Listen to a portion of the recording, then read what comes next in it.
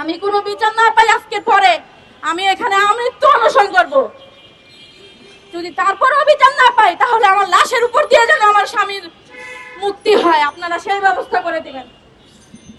আমার পক্ষে আর বেঁচে থাকা সম্ভব না। আমি দীর্ঘ 1 বছরের উপরে লড়াই করে যাচ্ছি, আমি আর পারছি না। আমি নিঃস্ব হয়ে গেছি, ক্লান্ত হয়ে যাচ্ছি। আমার পাশে আমি কাউকে পাচ্ছি না।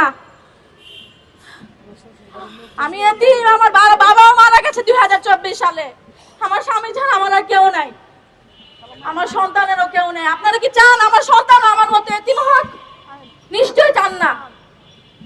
আমি জননেতা তারেক রহমানের কাছে আমার জোর দাবি, আমি আমার স্বামীর মুক্তি চাই, নিঃশর্ত মুক্তি চাই, এবং এই প্রতারকদের আইনের আওতায় এনে আপনারা কঠোর শাস্তি দিবেন।